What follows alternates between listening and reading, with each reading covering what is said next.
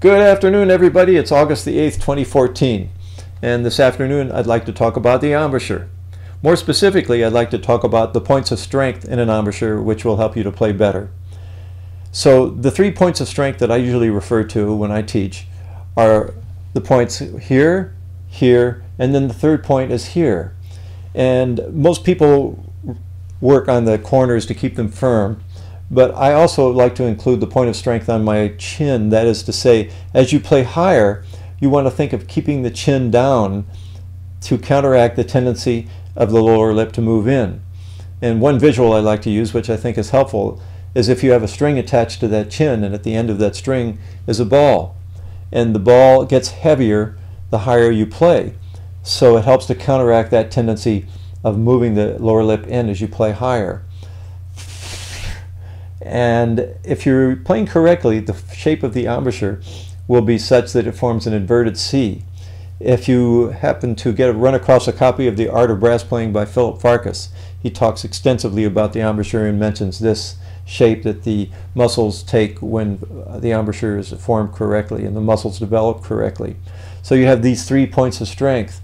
The embouchure is such that as you play higher, what you desire is for the chops. In my feeling is that as you play higher, it's helpful to have the chops move forward even. Not thin out.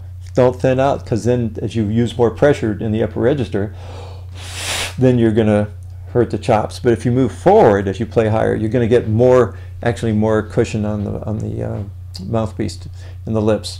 So those are some, I think, important points to help you as you play. Of course, the wind they're right, the wind does the work, but if you don't have a strong embouchure, it won't allow the wind to do the work that it needs to do. So that's a little bit about the embouchure today and the 3 points of strength. I hope you find it helpful, and as you practice, you can practice long tones. Just think about these things. Practice slow lip slurs so that as you go into the upper register, you can think about moving the chops forward. You can do that as you play scales. And so there are lots of exercises you can develop to help you think about how to keep the embouchure strong and play correctly. I hope you find this helpful and that you're doing well. Take care. Bye-bye. Hello again. One more thing I just realized when I listened back to the video I just made is to make sure that you strike a balance between how far forward you go and what's correct. If you go too far forward, obviously that's not going to be good. If you go too far back, that's obviously not going to be good. So the tendency to move this back isn't healthy. What I prefer to see in students is to have that either stay firm or move forward a little bit. Obviously, you can't do that. So you have to strike a nice balance there. Just wanted to add that onto the video. Okay, take care. Thanks.